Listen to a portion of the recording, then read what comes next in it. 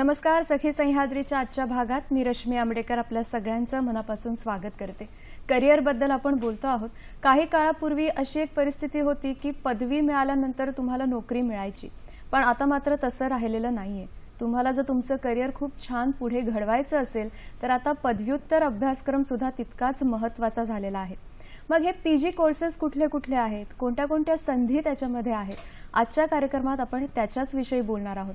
आजचा आपला विषय आहे पदव्युत्तर कोर्सेसच्या विविध संधी, व्यावसायिक अभ्यासक्रमाचे जे वेगवेगळे पर्याय आहेत त्याच्यात पीजी कोर्सेस कुठले कुठले आहेत त्याच्याबद्दल आपण बोलतोय. आणि आपल्याबरोबर आहेत सुचित्रा सुर्वे मॅडम. नमस्कार, तुमचं कार्यक्रमात स्वागत. ग्रोथ सेंटरच्या डायरेक्टर आहेत, त्या समुपदेशन करतात, लिहितात सुद्धा, आणि आज आपल्या या विषयावर आपल्याला सविस्तर माहिती त्या देणार आहेत. मुळात हे जे पीजी कोर्सेस आहेत ते करण्याचे वेगवेगळे प्रकार कुठले आहेत, कोणता पॅटर्न आहे त्याचा? ओके, पीजी कोर्सेस म्हटल्यावर आधी एक समजायला पाहिजे की पोस्ट ग्रॅज्युएशन म्हणजे पदवी नंतरचे हे कोर्सेस. कारण बऱ्याच वेळा गडबड होतं मुलांचं की आम्हाला म्हणतात की 12वी नंतर मास्टर्स करायचं आहे, असंही होतं. सो पीजी आपण जेव्हाही म्हणतो पदवी नंतरचे हे कोर्सेस आहेत. सर्टिफिकेट कोर्सेस आहेत, डिप्लोमा कोर्सेस आहेत, मास्टर्स ही डिग्री आहे, त्याचबरोबर पीजी डिप्लोमा कोर्सेस आहेत. आणि ज्यांना पुढे जाऊन रिसर्च करायचं आहे, संशोधन करायचं आहे किंवा PhD घ्यायचं आहे त्यांना MPhil आणि पुढे जाऊन डॉक्टरल रिसर्च असं PhD कोर्स, म्हणजे एवढे तुमच्याकडे पर्याय उपलब्ध आहेत. आणि जर आपण कालावधी बघितली तर 6 महिने, 1 वर्ष, 2 वर्ष किंवा 3 वर्षाचे देखील हे मास्टर्स लेवलचे कोर्सेस असतात. बरं, पण मग पीजी डिप्लोमा हा जो प्रकार आहे, डिप्लोमा कोणालाही म्हणजे आतापर्यंतचा जो पॅटर्न आहे, डिप्लोमा म्हटल्यानंतर बऱ्याच पालकांना विशेष करून असं वाटतं की नाही डिप्लोमा नको, त्यापेक्षा डिग्री बेटर आहे. त्याच्याबद्दल काय सांगाल? You are very right when you say that. कारण बरेचसे पालक असे म्हणतात की आमच्या मुलांनी मास्टर्स केलं पाहिजे, पीजी डिप्लोमा नाही. तर इथे सगळ्यात महत्वाची गोष्ट आहे की पीजी डिप्लोमा म्हणजेच मास्टर्सचा इक्विव्हॅलंट कोर्स आहे. काही युनिव्हर्सिटीजना आपण मास्टर्स हे लेबल किंवा हे नॉमेनक्लेचर यूज करू शकतो. काही इन्स्टिट्यूट्स, काही कोर्सेसना पीजी डिप्लोमा अशी एक त्याला एक डिग्रीचं नाव दिले जातं. तर महत्वाचं आहे की एक रेकग्नाइज्ड असते डिग्री. पीजी डिप्लोमा करण्यात काहीही हरकत नाहीये. म्हणून पालकांना आधी आम्हाला हे समजावं लागतं की नाही, इक्विव्हॅलन्स महत्वाचं आहे, रेकग्निशन महत्वाची आहे आणि ती त्या कोर्सेसना असतेच मुळात. आणि काही इन्स्टिट्यूट्समध्ये तुम्हाला जर पुढे जाऊन मास्टर्स करायचं, रिसर्च करायचं आहे तरीही हे पीजी डिप्लोमाज एक्सेप्टेबल असतात. आणि मग सर्टिफिकेट कोर्सेस त्याचं वेटेज किंवा त्याला व्हॅल्यू इक्विव्हॅलंट असते त्याची पण का नाही? नाही, आपण मास्टर्स लेवल पर्यंत घेऊन जाऊ शकत नाही. इथे थोडं समजून घ्यायला पाहिजे की जे मी 6 महिन्यात शिकणार आणि जे मी 2 वर्षात शिकणार त्याच्यात नक्की अंतर असणार आहे, फरक असणार आहे. कारण का डेप्थ ऑफ इन्फॉर्मेशन, जी नॉलेज मिळणार आहे ती वेगळी आहे. सर्टिफिकेट जेव्हा आपण म्हणतो, काही जे ऑफबीट कोर्सेस वगैरे असतात त्याच्यामध्ये छोटे छोटे असे सर्टिफिकेट्स असतात. याचबरोबर मी सर्टिफिकेशन्स पण एक सांगेन, कारण IT इंडस्ट्री आल्यामुळे सर्टिफिकेशन्स पण आलेले आहेत. ते वेगवेगळ्या सॉफ्टवेअरचे असतील, हार्डवेअरचे असतील, ते एक वेगळा लेवल होतं. पण आपण जेव्हा फक्त सर्टिफिकेट म्हणतो तेव्हा डेफिनेटली त्याला त्या फील्डसाठीच उपयुक्त ठरतं आणि ते खूप स्पेशलाइज्ड एरिया असते. एक गोष्ट आणखीन असं विचारायची आहे की जेव्हा मुलं तुमच्याकडे येतात किंवा पालक तुमच्याकडे येतात आणि जेव्हा मुलं इच्छा व्यक्त करतात की मला आता पीजी करायचंय, तर त्यानंतर तुम्ही कशा पद्धतीने त्यांना मदत करता की कशा कशा पद्धतीने तू या कोर्सेसमध्ये असं असं करू शकतोस? कोर्सेसच्या नवीन संधी कोणत्या आहेत पीजीसाठी? ओके, एकतर आपण जेव्हा पीजी करतो किंवा कुठलेही स्टुडंट्स पीजी करायला येतात, सगळ्यांचा पहिला फोकस हा असतो की मला MBA करायचं आहे. समहाव मास्टर्स इक्विव्हॅलंट किंवा इज इक्वल टू MBA झालेलं आहे. कोणीही असं मी MCOM किंवा MSc किंवा मी पुढे जाऊन MA इन हिस्ट्री किंवा MA इन जिओग्राफी करणार असे खूप कमी मुलं हा असा विचार करतात. तर जेव्हाही आमच्याकडे मुलं येतात आणि म्हणतात की मला एक पुढे मास्टर्स करायचं आहे, तर सुरुवात इथून होते की का करायचं आहे, कारण त्या are you interested in that subject. काही जण असं असतात की मी कुठल्या तरी एंट्रन्स किंवा प्रवेश परीक्षेची तयारी करतोय, मला जॉब मिळेपर्यंत काहीतरी एक मास्टर्स डिग्री मिळालेली केव्हाही चांगली, म्हणून आम्ही एक मास्टर्स करतोय. तर आमचं सांगणं किंवा एक सजेशन मुलांना हे असतं की जर तुम्ही इंटरेस्टेड आहात एका विषयामध्ये, से फॉर एक्झाम्पल तुम्ही हिस्ट्री घेतलं आहे किंवा जिओग्राफी किंवा फिजिक्स किंवा केमिस्ट्री देखील, आणि त्याच्यातच काही रिसर्च ओरिएंटेड काम करायचं असेल तर त्या लेवलचे मास्टर्स केलेले केव्हाही योग्य. चांगले, म्हणजे त्याच सब्जेक्टमध्ये त्या सब्जेक्टमध्ये आधी मास्टर्स करा. आणि कारण तुम्ही डिसाईड केलेलं आहे की माझं हे ध्येय आहे, मी ह्याच क्षेत्रात जाणार आहे. बरोबर. तर जेवढी तुम्ही इन डेप्थ इन्फॉर्मेशन घ्याल तेवढं तुम्हाला ते करिअरसाठी उपयोगी ठरेल. तर पहिला आहे की तुमचा करिअर गोल काय आहे, त्या अनुषंगाने तुम्हाला मास्टर्स हे आयडेंटिफाय करायचं आहे.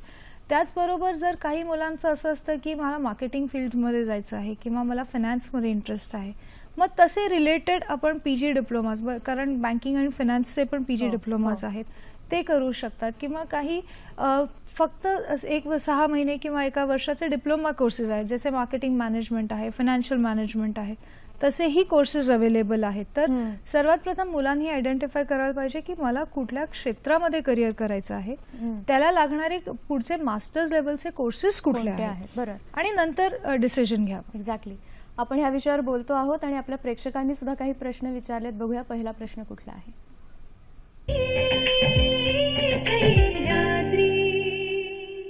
नमस्कार, मी निखिल कानडे. माझा प्रश्न असा आहे की बीकॉम नंतर क्रिमिनल लॉ करता येते का? बीकॉम झालेले आहेत निखिल, किंवा त्यांचा असा प्रश्न आहे की त्यांना बीकॉम नंतर क्रिमिनल लॉ ही जी एक शाखा आहे ती करता येऊ शकते का? काय मार्गदर्शन कराल? एक तर मुलांनी लक्षात घेतलं पाहिजे की बरेचसे असे विषय आहेत, फॉर एक्झाम्पल लॉ वगैरे, जिथे आपल्याला आधी एक जनरल स्टडी करावं लागतं, नंतर स्पेशलायझेशनला जावं लागतं. तर ही निखिल डेफिनेटली लॉ करू शकतो, पण त्याच्यासाठी त्याला बीकॉम नंतर 3 वर्षाचा LLBचा कोर्स करावा लागेल. त्यानंतर LLM सारखा कोर्स घेऊन त्याच्यामध्ये स्पेशलाइज करून नंतर ॲज अ क्रिमिनल लॉयर तो फंक्शन करू शकतो. तर हा एक ग्रॅज्युएशन नंतरचा 5 वर्षाचा अकॅडमिक रूट आहे. आणि इथेच सगळी मुलं गोंधळ करतात. खरी गोष्ट की एक स्पेशलाइज्ड किंवा एक आपण काहीतरी करिअर ऐकलेलं असतं, तर त्यांना वाटतं की ग्रॅज्युएशन नंतर इमिडिएटली ते होण्यासारखं आहे. पण काही वेळेला अकॅडमिक रूट थोडा लांब असतो, मोठा असतो. तर हे लक्षात घेतलं पाहिजे. याच अनुषंगाने असं विचारायचं आहे की माझं ग्रॅज्युएशन झाल्यानंतर मी जेव्हा पोस्ट ग्रॅज्युएशन करते आणि जर मला त्याच्यासाठी 5 वर्ष लागणार असतील, तर मुलं कुठेतरी इकॉनॉमिकली विचार करायला सुरुवात करतात. हो, की आता मला पदवी मिळाली आहे, म्हणजे खरं तर आता सगळ्यांची अपेक्षा अशी आहे की मला जॉब करायला हवा आणि त्यात अजून 5 वर्ष शिकायचं. हा जो त्यांच्या डोक्यातला थोडासा गोंधळ असतो, तो कसा काय दूर करता येऊ शकतो की नाही एवढा वेळ तुला शिक्षणाला द्यावाच लागणार आहे?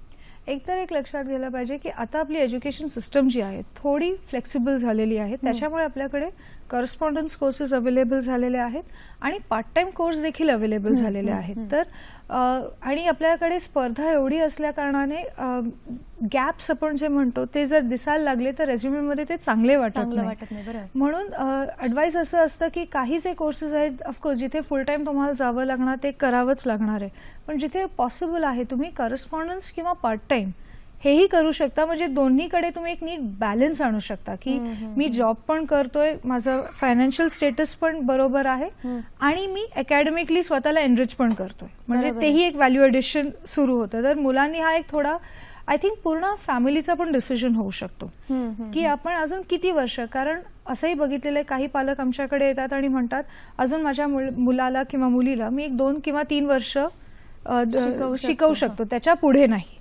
तर अशा वेळेस नेमका कुठला कोर्स आपला किती वर्षाचा आहे, आपल्याला किती आर्थिक जबाबदारी आहे किंवा किती बर्डन येणार आहे, ह्या सगळ्या गोष्टींचा विचार करून मुलं हे फायनल डिसिजन घेऊ शकतात. आता तुम्ही जे म्हणालात की पार्ट टाइम कोर्सेस आहेत, त्याप्रमाणे काही पीजी कोर्सेस असे आहेत की तिथे तुम्हाला प्रत्यक्ष जायची गरज नसते, ते तुम्ही ऑनलाईन सुद्धा करू शकता. अशा कोर्सेस बद्दल काय सांगाल? बरेचसे, इनफॅक्ट आता बरेच कोर्सेस आपल्याला ऑनलाईन मिळतात. म्हणजे MBA तर आहेच, एक्झिक्युटिव्ह एज्युकेशन आहे. तर आपण कुठल्याही कोर्सला पण एक लक्षात ठेवायला पाहिजे जिथे प्रॅक्टिकल इन्व्हॉल्व्ड आहे, आपल्याला हँड्स आणि मोटर आपले यूज करावेच लागणार आहेत, अशा कोर्सेसना ऑनलाईन करण्यात अर्थ पण नाही. कारण असतात काही फेक युनिव्हर्सिटीज किंवा फेक इन्स्टिट्यूट्स काही ऑनलाईन देतात. तर मुलांनी एक लक्षात घेतलं पाहिजे की आपलं डिस्टन्स एज्युकेशन काउन्सिल जे आहे ते कुठल्या करस्पॉन्डन्स कोर्सेसना रेकग्नाइज करतात. एक्झॅक्टली. अशा कोर्सेसना एनरोल केल्याने काही हरकत नाही, कारण का मग स्टडी मटेरियल आपल्याकडे येतं. बऱ्याच वेळा ऑनलाईन क्लासेस असतात, म्हणजे व्हर्च्युअल क्लासरूम सुरू असतं. म्हणजे तुमचे काही डाऊट्स असतील फॅकल्टीजशी तुम्ही ते डिस्कस करू शकता. दुसऱ्या इतर ज्या स्टुडंट्सनी एनरोल केलेलं आहे त्यांच्याशीही तुम्ही डिस्कशन करू शकता. सो ऑनलाईन तुम्ही मॅनेजमेंट सारख्या किंवा बरेचसे मीडिया कोर्सेस आहेत किंवा आर्ट्स रिलेटेड कोर्सेस आहेत, हे तुम्ही ऑनलाईन करू शकता. फक्त त्याची खात्री करून घेतली पाहिजे की आपण जे कोर्सेस ऑनलाईन करतोय ते आहेत का मुळात, आणि ज्या युनिव्हर्सिटीतर्फे किंवा ज्या इन्स्टिट्यूटतर्फे करतोय ती रेकग्नाइज्ड आहे की नाही. तर मला वाटतं बऱ्याचशा गोष्टी सोप्या होऊ शकतात. यानंतरचा पुढला प्रश्न कुठला आहे बघूया. नमस्कार, मी अनुषद पांचाळ काळाचौकी येथून. BA इतिहास केल्यानंतर बँकेमध्ये नोकरी मिळू शकते का? BA हिस्ट्री केल्यानंतर बँकेमध्ये जॉब मिळू शकतो का? खरं तर दोन फील्ड्स एकदम वेगळी आहेत, पण तरी सुद्धा त्यांनी हा प्रश्न विचारला की अशी नोकरी मिळू शकते का? डेफिनेटली, पण त्याच्यासाठी प्रवेश परीक्षा असतात. म्हणजे बऱ्याचशा बँक्स त्यांचे एक रिक्रुटमेंट जी प्रोसिजर असते तिथे एक ॲप्टिट्यूड टेस्ट किंवा एक एंट्रन्स एक्झाम घेतली जाते आणि त्यानंतर तुमचे ग्रुप डिस्कशन किंवा इंटरव्ह्यूज असतात. इवन बऱ्याचशा स्टेट बँक्स आहेत, प्रोसेस हाच असतो. तुम्हाला ती प्रवेश परीक्षा द्यावी लागते, क्लिअर करावी लागते, त्यानंतर डिस्कशन्स आणि त्यानंतर इंटरव्ह्यू नंतर तुम्ही जाऊ शकता. इथे जेव्हा हा फरक असतो डिग्रीजचा, थोडं जेव्हा आपण पोस्ट ग्रॅज्युएट कोर्सेस बद्दलच बोलतोय, तर कारण प्रवेश परीक्षेची पण तयारी करायची आहे आपल्याला. जर ठरवलेलं आहे की मला बँकिंगमध्येच करिअर करायचं आहे तर कुठला PG डिप्लोमा करण्यात काही हरकत नाही. त्याचबरोबर एंट्रन्स एक्झामची तयारी करावी. त्याचबरोबर बँकिंग इंडस्ट्री म्हणजे नेमकी काय, काय कॉन्सेप्ट्स आहे हे समजून मुलांनी जर सुरुवात केली तर degree is not a problem. मग कुठलाही ग्रॅज्युएट बँक्समध्ये एंट्री घेऊ शकतो. तर ह्यांनी तयारी ऍक्च्युली आता अशी सुरू करायला हवी. बर, आर्ट्सशी जे संबंधित मुलं आहेत ते जेव्हा त्यांचं एक ग्रॅज्युएशन पूर्ण करतात, आता इतिहास विषय आहे आता त्यांनी म्हटलं तसं, किंवा इकॉनॉमिक्स सारखा विषय असतो, आणि मग पुढे जर त्यांना मास्टर्स करायचे असेल तर त्यांच्यासाठी ओपनिंग कुठे कुठे असू शकते? आपण जर आर्ट्स म्हणालो तर ऑब्व्हियसली आर्किओलॉजी आहे, कन्झर्वेशन फील्ड आहे. कारण होतं काय की बरीच मुलं आर्ट्स अगदी पॉझिटिव्हली घेत नाहीत. काही कुठे नाही मिळालं म्हणून मी आर्ट्स घेतलं, आणि म्हणून होतं काय की पुढच्या संधी नीट माहिती नसतात किंवा एवढं लक्षही देत नाही. आर्ट्स मुळात एक अकॅडमिक आणि रिसर्च ओरिएंटेड फील्ड आहे. तर तुम्हाला ह्या सगळ्या फील्ड्समध्ये जर इव्हन आर्किओलॉजीमध्ये जायचं असेल, अँथ्रोपॉलॉजीमध्ये पुढे जायचं असेल, इथूनही हिस्ट्री थ्रू तुम्ही एंट्री घेऊ शकता. इनफॅक्ट आता आपण पाहतो की बऱ्याच मायथॉलॉजिकल सिरियल्स सुरू आहेत किंवा स्क्रिप्चर्स लिहिले जात आहेत, ट्रान्सलेट केले जात आहेत, किंवा बऱ्याच ठिकाणी जिथे आर्किओलॉजिकल काम सुरू आहे किंवा आर्किओलॉजिकल सर्वे ऑफ इंडिया जे बरेचसे प्रोजेक्ट्स हाताळत आहेत, ह्याच्यासाठी मास्टर्स लेवलचीच मुलं लागणार आहेत. तर त्यांच्यासाठी हे ओपनिंग्स आहेत. त्याचबरोबर आपण म्युझियम्समध्ये किंवा न्यूमिस्मॅटिक्स आहेत किंवा जे कॉइन कलेक्टर्स आहेत, ह्या सगळ्या डिफरंट फील्ड्स आहेत ह्या मुलांसाठी जे आपण कधी ऍक्च्युली लक्षच देत नाही. बरोबर, कारण फोकस वेगळा असतो तेव्हा. तर हिस्ट्रीसाठी हे ऑप्शन्स आहेत. जर इकॉनॉमिक्स घेतलं तर आपण बघितलं की कुठल्याही देशाची बिझनेस स्पाईन हा बेसिकली इकॉनॉमिस्ट्स असतात, पॉलिसीज इकॉनॉमिस्ट करतात. तर इकॉनॉमिक्स थ्रू तुम्ही पॉलिसीजमध्ये, पब्लिक ॲडमिनिस्ट्रेशनमध्ये, रिसर्चमध्ये, बँकिंगमध्ये, फिनान्समध्ये बऱ्याचशा ठिकाणी जाऊ शकतात. इनफॅक्ट आपल्याकडे इंडियन इकॉनॉमिक सर्व्हिस पण आहे, जी आपण स्टुडंट्स बघू शकतो. तर ज्यांनी इकॉनॉमिक्स केले आहे, खूप फोकस आहे त्याच्यामध्ये, मास्टर्स घेऊन ते पुढे बऱ्याचशा एरियाजमध्ये एंट्री घेऊ शकतात. आपल्या देशात जेव्हा एखाद्या विद्यार्थ्याने PG डिप्लोमा केलेला असतो किंवा सर्टिफिकेट कोर्स केलेला असतो, PG डिप्लोमा मी विशेषत्वाने अशासाठी म्हणते की तुम्ही म्हणालात की तो मास्टर्सच्या इक्विव्हॅलंट आहे. मग अशा मुलांना जर फॉरेनमध्ये करिअर करायचं असेल तर ते तसंच इक्विव्हॅलंट धरलं जातं का तिकडे त्यांना वेगळी एक परीक्षा द्यावी लागते? जर इफ यू सेइंग की जर अभ्यास करायला, शिकण्यासाठी US ला जायचं असेल तर इरिस्पेक्टिव्ह तुम्हाला एक प्रवेश परीक्षा द्यावीच लागणार आहे. जॉब्सचं असेल तर मग आपल्याला त्यांच्या रिक्वायरमेंट्स, म्हणजे ती ऑर्गनायझेशनचे काय रिक्वायरमेंट्स आहेत एज्युकेशनल ह्याच्यामध्ये, ते बघू शकतं. बऱ्याच वेळा होतं काय की आपण क्रेडिट ट्रान्सफर्स करतो किंवा क्रेडिट इव्हॅल्युएशन करतो की हे विषय घेतलेले आहेत ॲज अपोज टू तिकडे त्या लेवलचा कुठला विषय आहे, मग कुठले तुम्ही सब्जेक्ट शिकलेले आहात, किती तास हा विषय शिकलेले आहात. तर हे सगळे अंडरस्टँडिंग बेसिक करतो आपण. आणि PG diploma as I mentioned equivalent असल्यामुळे हा मुलांना तसा प्रॉब्लेम येत येत नाही. नाही. कारण बऱ्याच मुलांच्या डोक्यामध्ये ती शंका असते की मी जर PG डिप्लोमा केला असेल आणि जर माझी इच्छा आहे बाहेर जाऊन काहीतरी करायचं, परदेशात जाऊन काहीतरी करायचं, तर त्या डिप्लोमाचा काय मला उपयोग होऊ शकतो. यानंतरचा पुढला प्रश्न कुठला विचारलाय ते बघूया. नमस्कार, मी चिराग पाटील, दादर येथून. इन्कम टॅक्स ऑफिसर होण्यासाठी काय करावे? मी कपिल येवले. मी MBA कुठले स्पेशलायझेशन घेऊन करू, कारण मी BMS हे मार्केटिंगमधून केले आहे.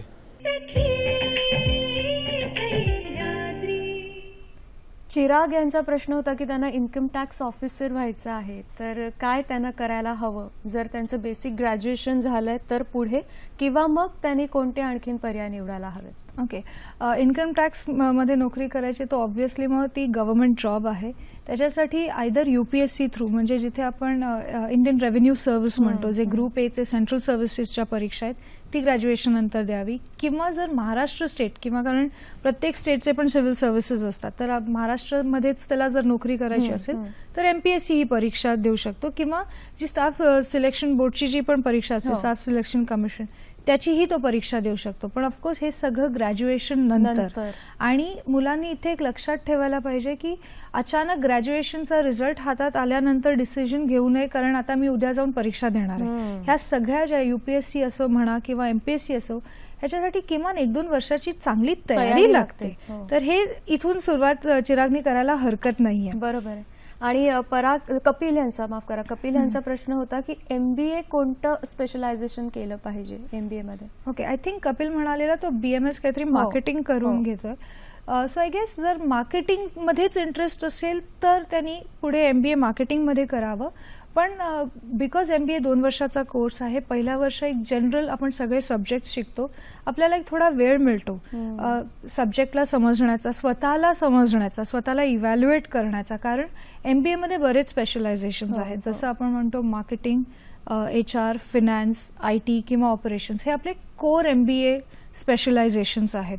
तर तुम्हाला एक ऑलमोस्ट वर्षभर मिळतं टू आयडेंटिफाय की हा एक मला एरिया फील्ड चूज करायचं, पुढे जाऊन करू शकतं. तर तसं तो आयदर मार्केटिंग किंवा स्वतःला वेळ देऊन आयडेंटिफाय करून MBA घेऊ शकतो. कारण आता बऱ्याच एरियाजमध्ये MBA आलेला आहे, म्हणजे MBA इन हॉस्पिटॅलिटी आलेला आहे, किंवा आपण बायोटेक्नॉलॉजीमध्ये पण MBA पाहतो, किंवा फार्मसीमध्ये पण फार्मा मॅनेजमेंट सारखा कोर्स आलाय.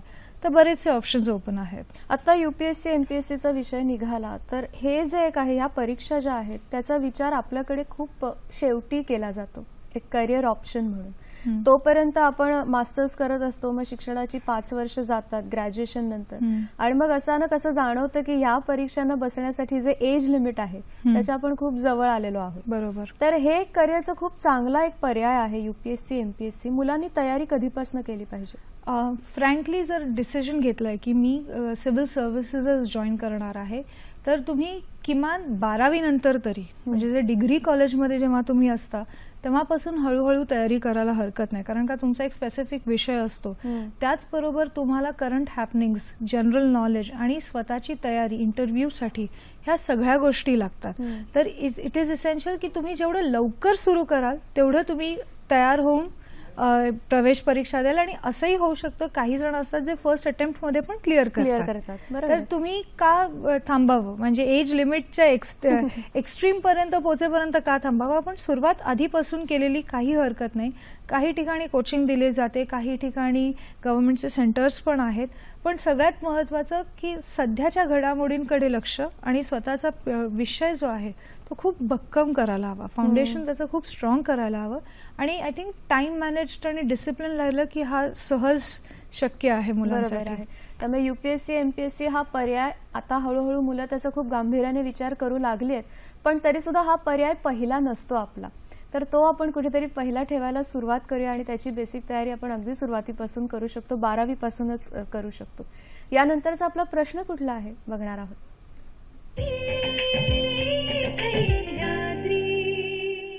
Hello ma'am, my name is Pushkar Keni. I am pursuing my 3rd year BMM, specialized in journalism, and I want to be a photojournalist in future. But there is no such course as Masters in Photojournalism. So what should I do? BMMचा विद्यार्थी आहे आणि journalism त्यात सुद्धा photo journalist व्हायची खूप मनापासून इच्छा आहे. पण आपल्याकडे फोटो जर्नलिझमसाठी मास्टर्स असं वेगळी पदवी नाही आहे अजून. तर त्याने काय करावं जेणेकरून त्याला फोटो जर्नलिस्ट होता येईल? एकतर मुलांनी इथेच आय थिंक आधी मी म्हणाल्याप्रमाणे काही ठिकाणी आपल्याला मास्टर्स वगैरे मिळणार नाहीयेत. काही छोटे वर्कशॉप्स किंवा सर्टिफिकेट्सच करावे लागतील. आणि जर्नलिझम आणि त्यात फोटोग्राफी, इथे आपण ह्याचा फोकस जास्ती फोटोग्राफीकडे आहे. तर महत्त्वाचं आहे की फोटोग्राफी रिलेटेड कोर्सेस करणं हे सगळ्यात जास्ती महत्त्वाचं आहे. त्याचबरोबर कोणी एस्टॅब्लिश फोटोग्राफर असेल त्याला असिस्ट करून त्याच्याकडनं एक्झॅक्टली काय कॉन्सेप्ट आहे, त्याचे न्यूअन्सेस काय आहेत ते समजून घेणं गरजेचं आहे. त्याचबरोबर बरेचसे न्यूजपेपर्स आहेत. आता जनरली फोटो जर्नलिस्ट हे बरेचसे न्यूजपेपर्स आणि पब्लिकेशन्स बरोबर काम करतात. तर पब्लिकेशन्सना अप्लाय करायला पाहिजे किंवा फ्रीलान्स करायला हवंय. पण त्याआधी एक चांगला स्वतःचा पोर्टफोलिओ पण तयार करायला हवा. कारण नेमका मी एक चांगला फोटोग्राफर आहे की नाही हे जाणून घेणं महत्त्वाचं आहे. आणि काही कोर्सेस आहेत जिथे आपल्याकडे एक स्ट्रक्चर्ड स्टडीज नाही. तर कोणाच्या हाताखाली ॲज अन असिस्टंट तुम्ही जेवढं ऑन द जॉब शिकाल, स्पेशली मीडिया फील्डमध्ये तुमचे सक्सेसफुल होण्याचे चान्सेस जास्त होतात. मला वाटतं ही मुलं हा जो एक प्रश्न विचारतायत ना की असा कोर्स अवेलेबल नाहीये पण मला हे करायचंय, कुठेतरी त्यांना हा प्रश्न विचारला जातो का की तू आता फोटो जर्नलिस्ट होणार, तुझ्याकडे त्याची काही पदवी नाहीये, अजूनही आपल्याकडे ते सर्टिफिकेट असणं, ती पदवी असणं ह्याला खूप महत्त्व आहे. मग असे अनेक आता नवे कोर्सेस येत आहेत की ज्यांना प्रॉपर आपण असं म्हणणार तुम्ही आता की मास्टर्सची एक डिग्री कोर्स नाही. तर असे कोणते कोर्सेस आहेत पण ते तितकेच महत्त्वाचे आहेत आणि त्याच्यात सुद्धा करिअर होऊ शकतं? एकतर आधी आपल्याला बघितलं पाहिजे की काही मे बी फाईन आर्ट्स किंवा परफॉर्मिंग आर्ट्सचे असे बरेचसे फील्ड्स आहेत किंवा मीडियामध्ये असे फील्ड्स आहेत जिथे अकॅडमिक डिग्री ही महत्त्वाची नसते, तुमची स्किल महत्त्वाची असते. तर जेव्हा आपण फोटो जर्नलिझम किंवा फोटोग्राफी सारखा आपण कोर्स जेव्हा निवडतो तेव्हा मी किती स्किल्ड आहे हे महत्त्वाचं आहे. काही जे जॉब्स किंवा एम्प्लॉयमेंट एरियाज आहेत तिकडे डिग्री ही महत्त्वाची असते. कारण का तर डिग्री विल डिसाइड की तुमच्यामध्ये इन्फॉर्मेशन नॉलेज आहे की नाही. तर हे आधी आपण हे डिफरन्शिएट करणं गरजेचं आहे की मी जे करिअर डिसाईड करतोय, लाईक फॉर एक्झाम्पल मीडिया फील्ड्समध्ये, क्रिएटिव्समध्ये, तिकडे किंवा जिथे माझे स्किल्स, हँड मोटर स्किल्स, आपण जे आता मेकअपमॅन आहेत, ब्युटी आणि हेअर केअर वगैरे करतायत, तिकडेही माझ्याकडे masters in beauty hair care कदाचित नसेल, पण मी एक सर्टिफिकेशन कुठल्या तरी इंटरनॅशनल वर्कशॉपचं घेऊन येऊ शकते. तर तिकडे हे गरजेचं आहे. पण त्याच ऑपोजिट जर मी मेडिसिन घेते आणि मी सांगते की मी एक कॉस्मेटॉलॉजिस्ट आहे किंवा मी एक न्यूरोसर्जन आहे, तेव्हा मला ती MD ची डिग्री लागते. तर हा फरक आहे आपल्या ऑफबीट आणि रेग्युलर, आणि जे रेग्युलर कोर्सेस आहेत त्याच्यामधला बेसिक फरक पडतो. फी ही सगळ्यात क्रुशियल गोष्ट आहे. जर आपण PGचे कोर्सेस बघितले, मग ते डिप्लोमा असतील किंवा सर्टिफिकेट, आता जे नवे आलेले आहेत कोर्सेस, तर त्याची फी जरा थोडीशी जास्त आहे. पुन्हा एकदा असं होतं की डिग्री मिळवल्यानंतर एवढे पैसे मी माझ्या शिक्षणावर घालवायचे का तेवढे मी कमवण्याचा विचार करायचा. तर ह्या फी मध्ये काय असं करता येऊ शकेल की सगळ्यात ज्याची परिस्थिती पण नाहीये तो माणूस सुद्धा जाऊन असे कोर्सेस करू शकतो? एक तर आपल्याला लक्षात घेतलं पाहिजे की शिक्षणामध्ये हे इन्व्हेस्टमेंट असतं. कारण हे आपण त्याच्यामध्ये बरीच पेरेंट्स म्हणतात शिक्षणात पैसे वाया घालवले, पण हे शिक्षण हे इन्व्हेस्टमेंट आहे आणि तुम्हाला मे बी त्याचं रिटर्न्स 1-2 वर्षात नाही, मे बी 4 वर्षात किंवा 5 वर्षात मिळणार आहे. आणि कुठल्याही करिअरसाठी एंट्री करायला ती डिग्री असते, पण त्या करिअरमध्ये सर्व्हाइव्ह करायला, तिथे राहायला आणि यशस्वी व्हायला तुमचे स्किल्सच फायनली लागणार आहेत. आणि तुमचा ॲटिट्यूड काय आहे नोकरीसाठी, ह्या बेसिक गोष्टी पालकांनी पण लक्षात ठेवायला पाहिजे, मुलांनी देखील. पण जर मुलांमध्ये अशी खूप इच्छा असेल की मला खरंच शिकायचं आहे, तर आपल्याकडे करस्पॉन्डन्स कोर्सेस आहेत जे एवढे खर्चाचे नाही आहेत. जरी तेही नसेल तरी आपण म्हणजे तो एक ऑप्शन आहे. दुसरं असू शकतं आपण लोन्स घेऊ शकतो. आपण आपल्याकडे जनरली असं म्हणतो की कर्ज घेऊन आपण काही करायचं नाही, पण हे कर्ज जे स्टडी लोनसाठी आहे ते बेसिकली इन्व्हेस्टमेंट आहे तुमची. बरोबर. ती काही वर्षांनी तुम्हाला त्याचे रिटर्न्स डेफिनेटली मिळतील आणि तुम्हाला थोडं हार्डवर्क ठेवावं लागणार आहे. म्हणजे असं नाही की मी अमुक एक कोर्स केला, मास्टर्स केलं तर मला एक चांगली नोकरी मिळेलच ह्याची गॅरंटी नसते. कारण त्या नोकरीत जाणं, त्याला टिकवणं हे फायनली आपल्या स्किल्सवर असतं. बरोबर आहे. तर फक्त पीजी म्हणजे इज इक्वल टू चांगली नोकरी असं होत नाही. हाही विचार करायला हवाय. असं झालंय की काही वर्षांपूर्वी ह्यातले बरेचसे कोर्सेस उपलब्ध नव्हते, त्यामुळे आता नोकरीत स्थिरस्थावर झालेल्या मंडळींना ते कोर्सेस करावेसे वाटतात आणि मग त्यांना त्यांचं पूर्ण करिअर बदलावंसं वाटतं. ह्याच्याबद्दल नेमकं मॅडमना काय वाटतंय आपण विचारणार आहोत, पण त्याआधी एक छोटासा ब्रेक घेऊया. त्याने तुमचा विनयभंग केला असं सांगा.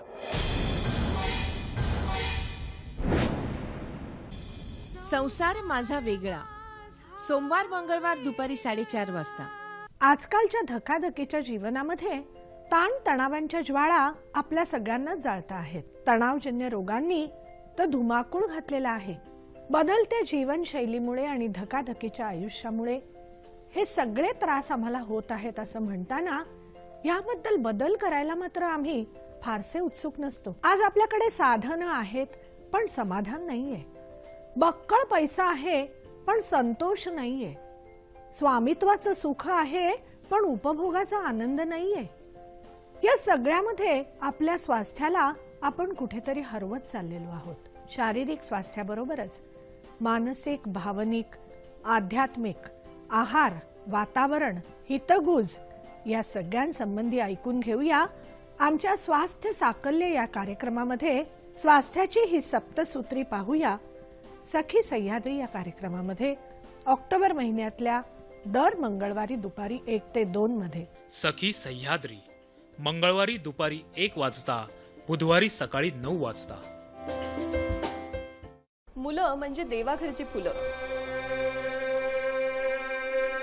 बालमजुरांच्या संख्येच्या बाबतीत भारत सगळ्यात अग्रेसर आहे. 3 वाजता मी कामाला जाते, त्याच्या आधी मी माझा अभ्यास करते. का बरं ही अशी परिस्थिती? प्रत्येकाला पोटभर नसलेला आपण थोडं तरी खायला मिळावं म्हणून मी काम करते. मुलांकडून काम करून घेणं सोपं जावं म्हणून मोठी माणसं गरिबीच्या नावाखाली मुलांना काम करायला भाग पाडतात. शाळा सुटली, पाटी फुटली, आई मला भूक लागली. सकाळचा नाश्ता करताना आपण राजासारखं जेवावं आणि दुपारचं जेवण करताना एका कामगारासारखं. आपल्या गरजेनुसार आपल्याला खायचंय. या धावण्याच्या नादामध्ये आमच्या छोट्यांचं बालपण कुठे हरवतंय का? पालकांमध्ये वेळ न देता येण्यामुळे संशय घेण्याचं प्रमाण खरंच खूप वाढलंय. मला माझ्या आई बाबांसारखंच वागायचंय. यंग तरंग प्रसारण मंगळ 1:05 गुरुवारी रात्री 10 वाजता आणि रविवारी सकाळी 10:30 वाजता. ब्रेकनंतर कार्यक्रमात सगळ्यांचं मनापासून स्वागत. आज पीजी कोर्सेस बद्दल आपण जाणून घेतोय आणि सुचित्रा मॅडम आपल्या बरोबर आहेत, त्या सविस्तर माहिती देतात. या पीजी कोर्सेसना काही एज लिमिट असतं का? बऱ्याच वेळा नाही. काही ऑफकोर्स जे एंट्रन्स एक्झाम किंवा कॉम्पिटिटिव्ह एक्झाम्स आहेत त्यांना डेफिनेटली एक एज लिमिट आहे. पण जनरल जे इन्स्टिट्यूट्समध्ये किंवा कॉलेजेसमध्ये आपल्याला मास्टर्स म्हणतात त्यांना एज ग्रुप लिमिट नसतं. पण कुठेतरी आपण स्वतःहून एक शिक्षणाचं वय ठरवलेलं असतं की ह्या वयात कुठे जाऊन मी आता शिक्षण घ्यायचं. तर आपण जनरली एक 24-25. हे विचारण्याचं कारण असं आहे की आता समजा जर 35-40च्या मधली जी सगळी मंडळी आहेत त्यांच्या वेळेला, म्हणजे ती सगळी जेव्हा शिकत होती त्यावेळेला पीजीचे वेगवेगळे कोर्स अवेलेबल नव्हते. बरोबर. आणि आता गेल्या 10 वर्षांमध्ये इतके वेगवेगळ्या प्रकारचे कोर्सेस आलेले आहेत. मग त्यांना असं वाटतं की नाही मला ह्याच्यात इंटरेस्ट आहे पण त्या काळी उपलब्ध नव्हतं म्हणून मी ते केले नाही. आणि मग ते असं ठरवतात एका पॉइंटला की हे करिअर आता खूप झालं, मला जे आवडीचं होतं ते मी करणार आणि ह्याच्यातून पुढे जाणार. असे मंडळी तुमच्याकडे येतात किंवा आली तर तुम्ही काय सांगाल? डेफिनेटली येतात. इनफॅक्ट आता असंही झालेलं आहे की मुलगी किंवा मुलगा 10वीसाठी व्होकेशनल गायडन्सची ॲप्टिट्यूड टेस्ट आमच्याकडे देतात. त्याचबरोबर आई किंवा वडील आमच्याशी त्यांच्या करिअरविषयी पण बोलतात. कारण कुठेतरी त्यांनाही असं वाटतं की काही कारणामुळे आम्ही ते करिअर घेतलं, we want to do something different, किंवा ज्या करिअरमध्ये आहोत तिथेच आम्हाला पुढे जायचं आहे. तर ज्यांना मॅनेजरल रोलसारखं करायचं असेल तर ऑफकोर्स मॅनेजमेंटचे बरेचसे पर्याय उपलब्ध आहेत. एक्झिक्युटिव्ह MBAs आहेत किंवा वीकेंडमधले जे MBA चालतात. कारण बऱ्याचशा जणांना MBA करायचं असतं. फार क्वचित आणि फार कमी लोक असे येतात जे म्हणतात की मी आता BSc फिजिक्स तेव्हा केलेलं, आता मला MSc करायचं आहे. अशा एरियामधली खूप कमी असतात. सगळीजण मॅनेजमेंटसाठी बघतात. तर मॅनेजमेंटचे बरेच पर्याय आहेत आणि बरीचशी जणं जातात देखील. इनफॅक्ट अशीही काही मंडळी असतात ज्यांना से मे बी बँकिंग करिअरमध्ये इंटरेस्ट किंवा इतके वर्ष 14-15 वर्ष बँकिंगमध्ये आहेत आणि अचानक त्यांना IT किंवा कन्सल्टन्सीमध्ये जायचं आहे. तर तेव्हा ITचे कुठले सर्टिफिकेशन्स किंवा कोर्सेस करून ते जाऊ शकतात आणि स्वतःच्या करिअरला चेंज करू शकतात. हेही पॉसिबल आहे आणि असेही येतात सध्या. तेच कारण हे खूप पॉझिटिव्ह आहे की ह्या वयामध्ये सुद्धा आता काहीतरी वेगळं करूयात असं वाटणं आणि तसे कोर्सेस उपलब्ध असणं ही खूप एक पॉझिटिव्हिटी आहे असं म्हणायला हरकत नाही. पण अशा पद्धतीने समजा जर करिअर पूर्णतः चेंज करायचं असेल तर तुम्ही काय ॲडवाइस द्याल? आम्ही जनरली असं सजेस्ट करतो की पूर्णतः चेंज करायचं असेल तर मुख्यतः आधी ते का करणार आहात ते आयडेंटिफाय करा. सेकंडली ते जर करणार असू तर त्याच्यासाठी लागणारी स्किल्स, एज्युकेशनल क्वालिफिकेशन आहे का आणि सध्या मार्केटमध्ये त्याची डिमांड आहे का आणि स्वतःची स्पर्धा कोणाबरोबर आहे बरं हेही जाणून घेणं गरजेचं आहे. त्याचबरोबर तुमची आर्थिक परिस्थिती आणि बाकी जबाबदारी कशी आहे ती तुम्ही साऊंड ठेवलेली आहे का. आणि महत्वाचं म्हणजे लोकांनी हाही विचार केला पाहिजे की आता माझी ही एक फ्रेश सुरुवात आहे, नवीन सुरुवात आहे, तर त्याच्यासाठी मला पेशंट राहणं गरजेचं आहे. त्याच्यासाठी ॲज अ फ्रेशर जे काही लोकांकडनं अपेक्षित आहे चांगल्या वाईट गोष्टी ते सगळं सहन आणि फेस करण्याची तयारी पाहिजे. आणि जनरली असं होतं मी आमच्या वेळेस आमच्या फील्डमध्ये असं केलं किंवा ह्या फील्डमध्ये असं होतं. ही जी गोईंग बॅक टू हिस्ट्री किंवा going back to the past जे कॉन्सेप्ट आहे तो आपल्याला थोडा चेंज करावा लागेल. आणि हे प्रॉपर विचारपूर्वक हा ट्रान्झिशन प्लॅन केला पाहिजे, नाहीतर कम्प्लिटली गडबड होऊ शकते. आणि असंही होऊ शकतं की मी हे का विचार केला किंवा ह्या चेंजचा मी का विचार केला. तर त्याच्यासाठी लागणारी स्किल्स, एज्युकेशन क्वालिफिकेशन आणि वयानुसार कुठे कुठे मला जॉब ओपनिंग्स मिळणार आहेत ह्या 3-4 गोष्टींचा जर विचार केला तर सहज ट्रान्झिशन होऊ शकतं. मला स्त्रियांबद्दलचा वेगळा खरं तर प्रश्न विचारायचा आहे, आपण येऊया त्याच्याकडे. पण आपल्या प्रेक्षकांनी कुठला प्रश्न विचारला ते मी शिवाजी गंगावणे बोरिवलीवरून बोलतोय. मला लेक्चरर व्हायचं आहे. BSc नंतर मी BEd करू की नेटसेटची एक्झाम देऊ? त्यांना शिक्षक व्हायचं आहे तर त्यांनी काय करावं?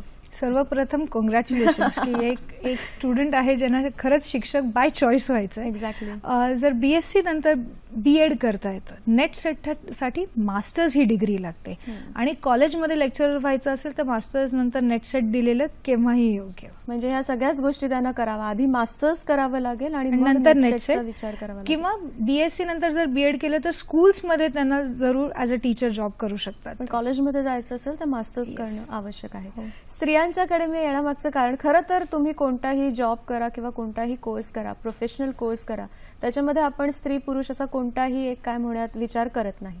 पण तरी सुद्धा स्त्रियांच्या बाबतीमध्ये असं होतं की संसाराला लागतात, मुलं होतात आणि मग त्यांच्या करिअरला कधी कधी ब्रेक येऊ शकतो. तर त्यांच्यासाठी असे काही छोटे कोर्सेस आहेत का, PG कोर्सेस, की आता पुन्हा एकदा नव्या करिअरकडे जाऊ शकतात, फ्रेश स्टार्ट करू शकतात? इनफॅक्ट बऱ्याच आहेत ज्या अशा विचार करतायत की आता आमची मुलं झाली आहेत 4-5 वर्षांची किंवा एक टीनेजर्स झालेत, आता आम्हाला पुन्हा करिअर सुरू करायचं आहे. तर ह्याच्यासाठी छोटे कोर्सेस म्हणण्यापेक्षा तुमच्याकडे किमान 1 वर्षाचा एक PG, जनरली PG डिप्लोमा जो असतो तो किमान 1 वर्षाचा असतो. तर ते बरेचसे अवेलेबल आहेत. ते मग मॅनेजमेंटमध्ये असतील, इव्हेंट मॅनेजमेंटमध्ये असतील किंवा तुम्हाला जर हॉस्पिटल ॲडमिनिस्ट्रेशन सारखा कोर्स करायचा असेल, IT मध्ये आहे किंवा जे डिप्लोमा बँकिंग फायनान्स म्हणाल किंवा ज्यांना स्टॉकमध्ये इंटरेस्ट आहे, छोटे छोटे NSC BScचे त्याचेही सर्टिफिकेशन्स आहेत. तसे विविध फील्ड्स उपलब्ध आहेत. इथे महत्त्वाचं आता बायकांनी हा विचार करायला हवा की आता मी पुन्हा करिअर सुरू करते, it's like a second start again. तर तेव्हा मी घरची जबाबदारी मी किती वेळ देऊ शकते आणि आता किती प्रेशर पण हँडल करू शकते. कारण का आफ्टर अ गॅप पुन्हा त्या वर्क कल्चरमध्ये जाणं आणि ते डेडलाईन्स आणि जे कॉर्पोरेट एक्सपेक्टेशन किंवा प्रोफेशनल एक्सपेक्टेशन आहे त्यांना आता सामोरं जाण्यासाठी मी किती सक्षम आहे. आणि आता ज्या फील्डमध्ये मी एंटर करते तिकडे काय काय बदल झालेले आहेत. कारण टेक्नॉलॉजिकली म्हणा किंवा कॉन्सेप्च्युअली म्हणा बरेचसे ॲडिशन झालेले असतात आणि ज्यांच्याकडे एक मे बी 5-6 वर्षांचा गॅप असेल, that's like a huge gap. So तेव्हा आपण स्वतःला कसं व्हॅल्यू ॲड करतो, कुठले कोर्सेस करू शकतो ते बघू शकतो. आय मीन त्या विचारानेच ॲक्च्युली एक सेकंड करिअरला सुरू करायचं. आणखीन एक त्याच्यामध्ये पॉसिबिलिटी आहे, बरेचसे कंपनीज आहेत I would say a lot of IT companies ज्या ॲक्च्युली बायकांना मे बी होम बेस्ड किंवा घरी राहून प्रोजेक्ट्स करण्याचे पण संधी देतात. तर तुम्हाला मे बी फुल टाइम तुम्ही जात नसाल पण प्रोजेक्ट बेसिसवर तुम्ही ॲक्च्युली जॉब्स करू शकता त्यांच्याबरोबर. तर हाही एक पर्याय बायकांसाठी महिलांसाठी उपलब्ध आहे. म्हणजे 6 महिन्यांपासून ते 1 वर्षाचं असं जर त्यांनी कोर्सेस केले तर काहीतरी नवीन सुरुवात त्या पुन्हा करू शकतात. बऱ्याच जणांना बऱ्याच विद्यार्थ्यांना मास्टर्स करण्यासाठी परदेशात जायचं असतं, तर ती काय प्रोसिजर आहे? परदेशात जायचं असेल जर आपण MS हा कोर्स म्हणतोय, म्हणजे MS म्हणजे मास्टर्स, मे बी तुम्ही सायन्ससाठी जात असाल किंवा जर MA साठी पण जात असाल, बरेचसे जण सायकॉलॉजी सारख्या विषयासाठी पण जातात. तर USA जर म्हणालो तर आपल्याला GRE आणि TOEFL ही परीक्षा द्यावी लागेल. जर UK, ऑस्ट्रेलिया किंवा अशा कुठे दुसऱ्या कंट्रीजमध्ये जायचं असेल तर IELTS ही परीक्षा द्यावी लागते आणि तुम्ही जाऊ शकता. पण जर आपण मास्टर्समध्ये मॅनेजमेंट म्हणालो तर किमान ग्रॅज्युएशन नंतर, म्हणजे US असेल तर ॲटलीस्ट 16 वर्षाच्या शिक्षणानंतर 2 वर्षाचा जॉब एक्सपिरियन्स कंपल्सरी, त्यानंतर GMAT आणि TOEFL. आणि UK म्हणा, ऑस्ट्रेलिया म्हणा, तिथल्याही इन्स्टिट्यूट्समध्ये GMAT प्रिफरेबल आहे आणि वर्क एक्सपिरियन्स देखील प्रेफरेबल आहे. तर ह्या वेळी जरूर जाऊ शकतात. बऱ्याचदा असं होतं की काही इन्स्टिट्यूट्सच्या बाबतीत खूप छान छान आपण ऐकतो, पण जेव्हा आपण कोर्स करायला सुरुवात करतो, विशेष करून PG कोर्स करायला सुरुवात करतो, तेव्हा आपल्याला असं जाणवतं की एक्सपेक्टेशन्सनुसार तिथे काही शिकवत नाहीयेत किंवा मला जे करायचं होतं त्यानुसार तिकडे तसं होत नाहीये. तर इन्स्टिट्यूटची निवड कशी करायची मुळात, त्याच्याबद्दल तुम्ही काही मार्गदर्शन करता का? इनफॅक्ट हा खूप चांगला प्रश्न आहे. होतं काय की सगळीजण ॲडव्हर्टायझिंगवर भाळतात आणि जे काही चकचकीत दिसतंय आणि जे सगळीजण म्हणतात अमुक एक कोर्स केला नाही तर जॉब्स मिळणार नाही, XYZ नाही केलं किंवा सर्टिफिकेशन नाही घेतलं तर तुम्हाला सॅलरीज भरपूर मिळणार नाहीत, आणि सगळीजण करताय म्हणून, म्हणजे हर्ड मेंटॅलिटी, कळप वृत्ती आपण जे म्हणतो, सगळीजण करतायत म्हणून मी पण करते आणि मी पण त्या इन्स्टिट्यूटमध्ये ॲडमिशन घेते. तर इथे मुलांनी, पालकांनी खूप लक्ष देऊन एक बेसिक गोष्ट करायला हवी. कोर्स ॲडमिशन घ्यायच्या आधी किंवा एस्पेशली फीज भरण्याच्या आधी त्या इन्स्टिट्यूटला जाऊन एक भेट द्या, पर्सनली व्हिजिट करा, इन्फ्रास्ट्रक्चर काय आहे ते बघा, करंट जे स्टुडंट्स आहेत त्यांच्याशी बोला, कारण करंट स्टुडंट्सकडनं तुम्हाला बऱ्याचशा गोष्टी कळतात. जमल्यास फॅकल्टीबद्दल माहिती काढा, फॅकल्टीशी बोला, जर तिकडे पॉसिबिलिटी आहे की तुम्ही फॅकल्टीशी पण बोलू शकता, त्यांच्याशी बोलून घ्या. आजकाल सोशल मीडियामुळे बऱ्याच फॅकल्टीजचा किंवा सगळ्यांचेच प्रोफाईल्स आपल्याला सहज मिळू शकतात. तर तेही जरा आयडेंटिफाय करा. त्या इन्स्टिट्यूट आणि कोर्सचं रेकग्नेशन बघा आणि रेकग्नायझिंग बॉडी पण ऍक्च्युली रेकग्नाइज करते आहे का हे देखील चेक करा, आणि नंतर तुम्ही प्रवेश घेण्यात काही हरकत नाही. नाहीतर कधी कधी असं होतं की आपण संस्था तर निवडतो आणि मग जेव्हा कोर्स पूर्ण होतो त्याच्यापासून आपल्याला काहीच फायदा कधी कधी होत नाही.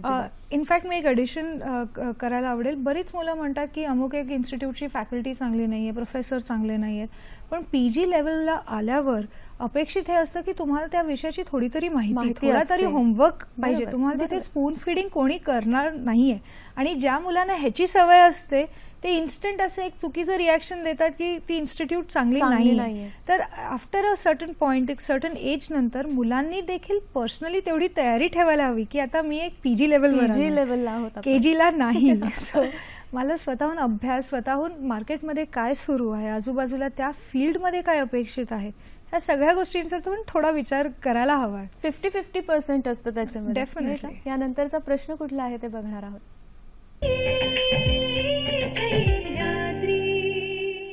नमस्कार, माझं नाव अश्विनी तोरणे, मी डोंबिवली इथून बोलत आहे.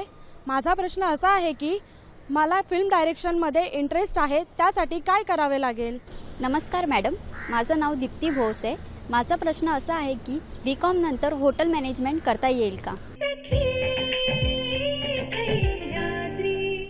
दीप्तीच्या प्रश्नाचं आधी उत्तर आपण घेऊया की BCom नंतर त्यांना हॉटेल मॅनेजमेंट करता येईल का? डेफिनेटली. कोणत्या त्याच्यामध्ये शाखा आहेत? हॉटेल मॅनेजमेंट म्हटलं की एक तर लक्षात घेतलं पाहिजे की त्याच्यामध्ये फ्रंट ऑफिस ऑपरेशन्स एक असतात, त्याच्यानंतर हाऊसकीपिंग एक डिपार्टमेंट असतं, केटरिंग डिपार्टमेंट असतं, बऱ्याचशा ठिकाणी कॉन्सियार्ज जे असतात, रिसेप्शन आपण ज्याला म्हणतो, त्याच्यामध्ये वेगवेगळे बेसिकली डिपार्टमेंट्स आहेत हॉटेल इंडस्ट्रीमध्ये.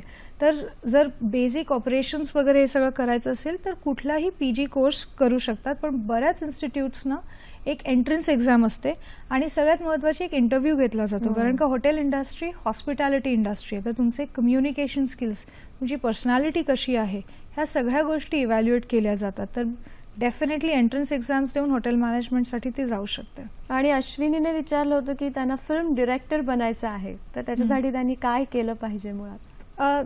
2 वेज पुन्हा.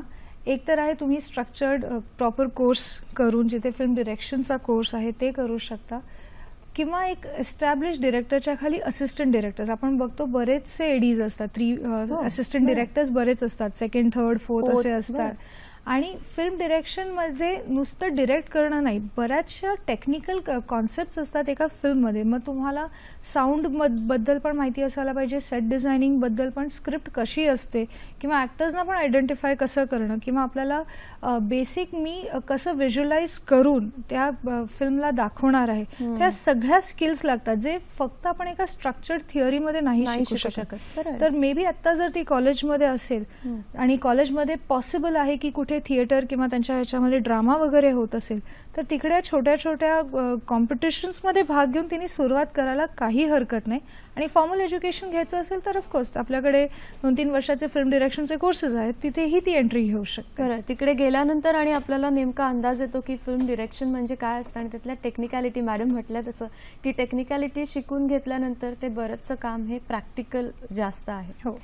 एक वेगळा प्रश्न असा विचारायचा आहे की समजा पालक आणि मुलगा किंवा मुलगी तुमच्याकडे आले एखाद्या गोष्टीचं मार्गदर्शन घ्यायला, पालकांच्या वेळेला तो कोर्स उपलब्ध नव्हता, त्यामुळे त्या कोर्सबद्दल त्यांना फक्त वाचिक माहितीच आहे की हे असंच आहे, आणि मुलगा किंवा मुलगी मात्र त्याच्यावर ठाम आहेत की मला पीजी हेच करायचंय.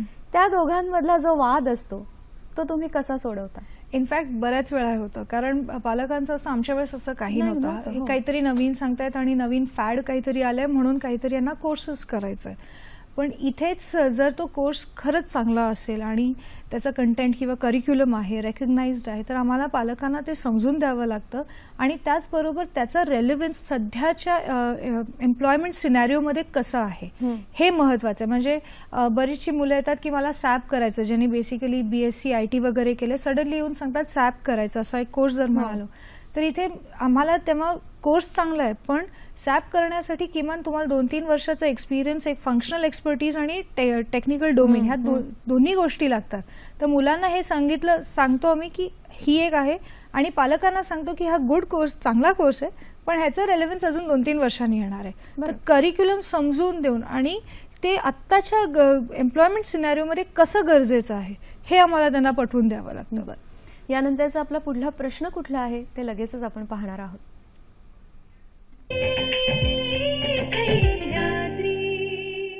नमस्ते, मी नीलम कांबळे. माझा प्रश्न असा आहे की मला NGO मध्ये काम करायचं आहे, त्यासाठी काय करावं लागेल? NGO मध्ये काम करायचंय, समाजाला उपयोगी पडेल असं काहीतरी करायचंय, तर त्याच्यासाठी काय करायला पाहिजे? NGO बऱ्याचशी आमच्याकडे मुलं येतात ज्यांना NGO मध्ये काम करायचंय किंवा काहीतरी समाजसेवा करायची आहे. पण इथे सगळ्यात महत्त्वाचं आहे की तुम्हाला कुठल्या कॉजशी संबंध ठेवायचा आहे. म्हणजे तुम्हाला अनाथ मुलांसाठी काम करायचं आहे का, तुम्हाला डेस्टिट्यूट विमेनसाठी काम करायचं आहे का, तुम्ही सिनियर सिटीजन्स बरोबर काम करणार आहात का, तुम्ही ॲनिमल्स राईटसाठी काही करणार आहात, कारण का ह्याचेही वेगवेगळे एरियाज आहेत.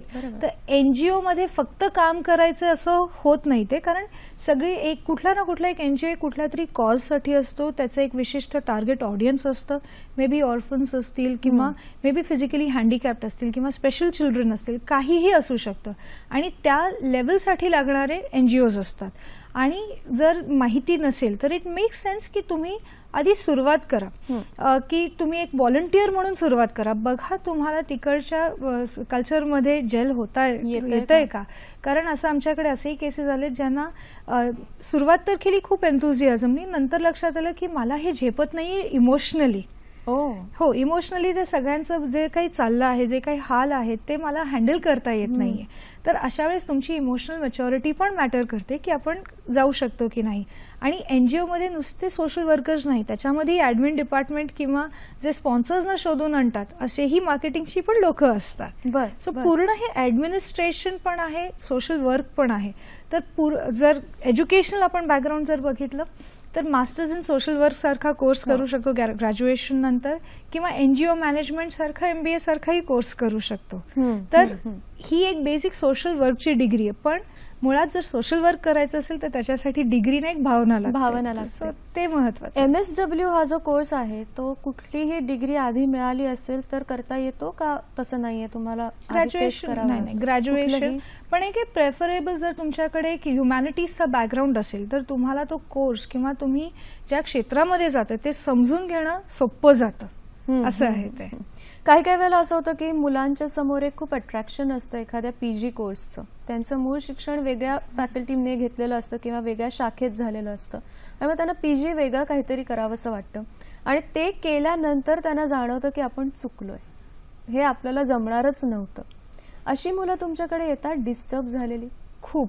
कारण रिसेंटली एक केस आली जिथे त्या मुलीने BE केलेलं आहे, त्याच्यानंतर IT चा एक कोर्स केला आणि त्याच्यानंतर असं वाटलं की मी बायो इन्फॉर्मेटिक्स करणार म्हणून बायो इन्फॉर्मेटिक्समध्ये गेले आणि आता तिला सडनली असं वाटतं की मी लॉ करावं.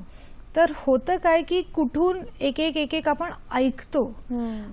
महत्वाचं इथे मुलांना लक्षात येत नाही की नेमका जॉब प्रोफाईल काय आहे आणि त्या कोर्सचे चॅलेंजेस आणि डिमांड्स किती आहेत. आपण जरी म्हटलं की मी बायो इन्फॉर्मेटिक्स करणार आहे किंवा मी जर्नलिझम करणार आहे, थिअरी हा पार्ट असणार आणि बऱ्याच मुलांना थिअरी ही करायची नसते आणि म्हणून कुठेतरी गोंधळ उडायला लागतो आणि मग असं होतं की मला ह्याच्यामध्ये इंटरेस्ट नाहीये, करायचं नाही. तर कोर्स आणि प्रोफाईल एक्झॅक्टली काय आहे हे समजून त्यानंतर त्याच्यामध्ये ऍडमिशन घेणं केव्हाही योग्य. बरं, पण मग तुम्ही असं त्यांना स्पष्टपणे सांगता का की तू एवढे सगळे कोर्सेस करतेस, आता ते करू नकोस, त्यापेक्षा एक काहीतरी ठरव? हे जे तुमचं स्पष्ट सांगणं आहे, मुलं कशा पद्धतीने ते घेतात? ऑफकोर्स एवढे पॉझिटिव्ह नसतात, कारण का त्यांना कधी कधी काउन्सिलरकडे येण्याचं हेही एक रिझन असतं की माझ्या मनातलं काउन्सिलर माझ्या आईबाबांना समजावून देतील आणि त्यांना पटवून देतील. पण असं होत नाही. कधी कधी म्हणजे आता जी मी एक्झाम्पल सांगितलं, एवढ्या वेळानंतर असं वाटतं की कुठेतरी आता नोकरी सुरू करायला, ॲटलिस्ट एक जनरल जॉब कुठेतरी मिळाला. काय होतं की मग व्हेरी क्लिअरली ही मुलं कन्फ्युज्ड आहेत, त्यांना स्वतःमध्ये काय स्किल्स आहेत, मला काय आवडतं हेच माहिती नाही.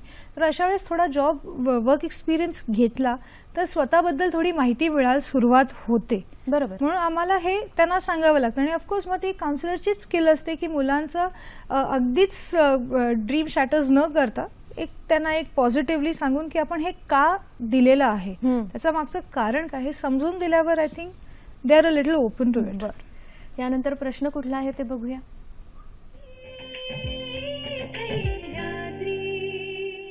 My name is Deepika Singh and I am a BMM student.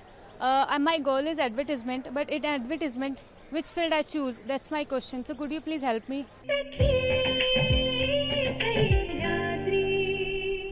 पुन्हा एकदा BMM ची विद्यार्थिनी आहे, ॲडव्हर्टायझिंग आहे, पण तरी सुद्धा असं वाटतं की कोणतं क्षेत्र निवडावं, त्याच्यातच पुढे जावं का वेगळं काहीतरी करावं.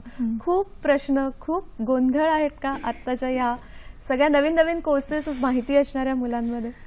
पर्याय खूप असल्यामुळे गोंधळ येतो. कारण सगळीच जण म्हणतात आमचा कोर्स चांगला, सगळ्यांकडेच एक ऑप्शन चांगला आहे आणि सगळीकडे एक स्पेशलाइज्ड फील्ड आल्यामुळे ऑप्शन्स वाढलेले आहेत आणि म्हणून आपल्याला दिसून येतं की येस, ही मुलं जास्ती गोंधळलेली आहेत आणि मीडिया फील्डची मुलं आपल्याला थोडी गोंधळलेली वाटतात. कारण ॲडव्हर्टायझिंग एक ग्लॅमरस फील्ड आहे, जर्नलिझम अगेन एक ग्लॅमरस फील्ड आहे, पण त्याच्यामध्ये किती मेहनत लागणार हे माहिती नसतं. आणि ॲडव्हर्टायझिंग, आता जर दीपिकासाठी उत्तर द्यायचं म्हटलं तर ॲडव्हर्टायझिंगमध्ये आपल्याकडे अकाउंट्स एक्झिक्युटिव्ह आहे, क्लायंट सर्व्हिसिंग आहे किंवा क्रिएटिव्स आहेत किंवा मीडिया प्लॅनर्स आहेत, असे वेगवेगळे डिपार्टमेंट्स आहेत जिथे हे जॉईन करू शकतात. पण एक प्रत्येकाची स्किल रिक्वायरमेंट वेगळी आहे. जरी क्रिएटिव्हिटी ही कंपल्सरी किंवा मॅन्डेटरी आपण म्हणू शकतो ॲडव्हर्टायझिंग फील्डसाठी, त्याचबरोबर कम्युनिकेशन स्किल्स लागणार आहे. जर तुम्ही मीडिया प्लॅनिंग वगैरे करणार आहात तर तुम्हाला एक्झॅक्टली एका क्लायंटची गरज समजून कशा प्रकारे त्याला एक मीडियाचं प्लॅनिंग करून दिलं पाहिजे की कुठे आपण ॲड्स ठेवायच्या, कुठे होर्डिंग्स लावायचं किंवा कुठले स्पॉट्स TVवरचे किंवा कमर्शियल्स घ्यायचे. जर क्लायंट सर्व्हिसिंग करतायत तर विच मीन्स प्रॉपर क्लायंट्सचे नीड समजून आपल्या टीमला समजून सांगणं की क्लायंटची ही रिक्वायरमेंट आहे, आपल्याला अमुक एक ॲड ह्या प्रकारे करून देणं.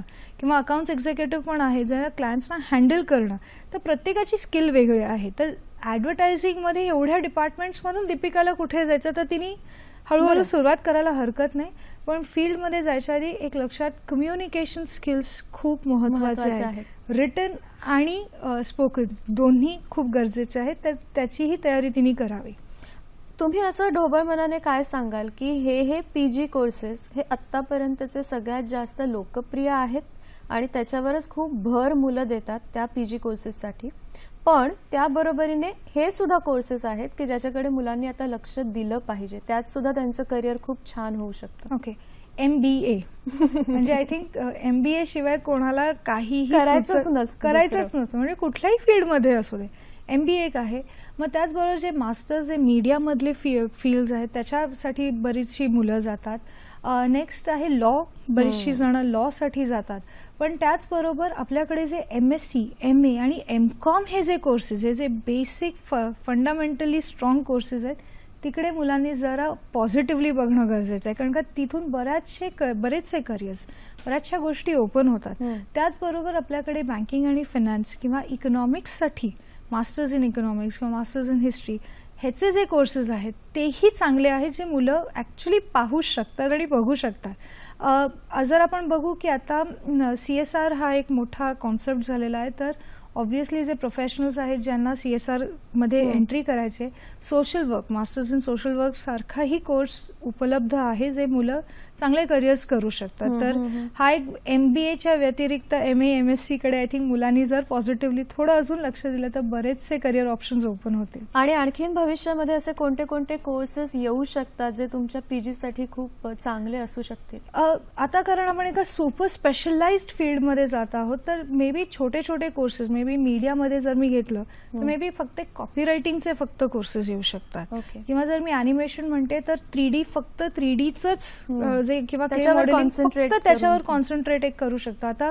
आपण आता जे लॉ पहिला प्रश्न घेतला, पूर्वी फक्त बेसिक लॉ होता, आता क्रिमिनल लॉ, कॉर्पोरेट लॉ पण आलेला आहे, आता सायबर फॉरेन्सिक्स आहे, फॉरेन्सिक अकाउंटिंग सारखा एक कोर्स पण आलेला आहे.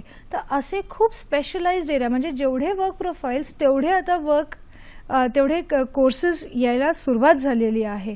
तर फ्युचर आपण जर म्हणालो तर येस, टेक्नॉलॉजिकली ड्रिव्हन बऱ्याचशा गोष्टी आहेत. सोशल मीडिया आहे, म्हणजे सोशल मीडिया जर मी आता नुसतं मार्केटिंग नाही, आता सोशल मीडिया मार्केटिंग किंवा डिजिटल मार्केटिंग असे हे कोर्सेस झालेले आहेत, ते जे शॉर्ट टर्म आहेत. तर अशा कोर्सेसकडे बघण्यात काही हरकत नाही. थोडासा वेगळा प्रश्न असा विचारते की जेव्हा PG करण्यासाठी म्हणून तुमचा सल्ला घ्यायला मुलं येतात, तेव्हा परत तुम्ही त्यांचा ॲप्टिट्यूड बघता का? जनरली आमचा फोकस म्हणजे काय होतं, ॲप्टिट्यूड टेस्टची एक वयोमर्यादा असते, तर त्या वयोमर्यादात असेल तर आम्ही डेफिनेटली घेतो. नाहीतर त्या लेवलला मे बी एक अडल्टहुड जेव्हा येतं तेव्हा तुमचा पर्सनॅलिटी आणि इंटरेस्ट जास्ती मॅटर करतं की तुम्ही ॲज अ पर्सन काय आहात. कारण थोडं आपण फिरलेलं असतं, एक्सपोजर वाढलेलं असतं, आपल्याला नक्की कळतं की मी लोकांमध्ये बोलू शकतो, नाही बोलू शकत. तर अशा वेळेस आम्ही ह्या वेगळ्या टेस्ट्स घेऊन त्यांना असेस करून आम्ही त्यांना करिअर्स सजेस्ट करतो. आणि तुम्ही प्रसंगी असंही सांगू शकता की हे तुमच्यासाठी नाहीये, तर तुम्ही प्लीज तसं करू नका. अगदी शेवटचं मिनिट आपल्याकडे आहे. ज्या ज्या मुलांना किंवा ज्या ज्या आपण म्हणूयात की स्त्रियांना, पुरुषांना PG करायचं आहे, त्यांना तुम्ही अगदी जाता जाता थोडक्यात काय सांगाल? PG महत्त्वाचं आहे, पण करा जर तुमच्या करिअरला त्याचा उपयोग होणार असेल आणि तुमच्यामध्ये शिकण्याची एक वृत्ती असेल तरच ह्या कोर्सेसच्या मागे जा. अदरवाईज होतं काय, सगळीजण करतायत म्हणून मी करते आणि त्याचा मला नंतर उपयोग होत नाही. कारण का वेळ, पैसा आणि तुमची एनर्जी सगळं खर्चाला आणि सगळं इन्व्हेस्ट होणार आहे. तर हे लक्षात घेऊनच एक फायनल डिसिजन घ्या. आणि PG कोर्सेस करण्यासाठी कोणत्याही वयाचं बंधन नाही. तुम्हाला ज्या गोष्टी करायच्या आहेत ते तुमचं करिअर छान सेट असल्यानंतर सुद्धा तुम्ही PG कोर्स करून त्याच्यामध्ये तुमचं करिअर पुढे नेऊ शकता. हे सुद्धा आपल्याला सुचित्रा मॅडमने सांगितलं. करिअरबद्दल बोलण्यासारखं मंडळी खूप आहे. आत्तापर्यंत आपण त्याच्या वेगवेगळ्या गोष्टींचा विचार केला आणि त्याच्यावर सुचित्रा मॅडम आणि स्वाती मॅडम यांनी खूप सुंदर आपल्याला मार्गदर्शन सुद्धा केलं. बोलण्यासारखं भरपूर आहे. फक्त आपण एक गोष्ट लक्षात घेतली पाहिजे की या माहितीबरोबरच आपण स्वतः सुद्धा काही तयारी करायची आहे आणि आपण स्वतः सुद्धा ही माहिती घेण्याचा प्रयत्न करायचा आहे. आजच्या कार्यक्रमात आपण इथेच थांबतोय. पुन्हा भेट होईल एका नव्या कार्यक्रमात. तोपर्यंत नमस्कार.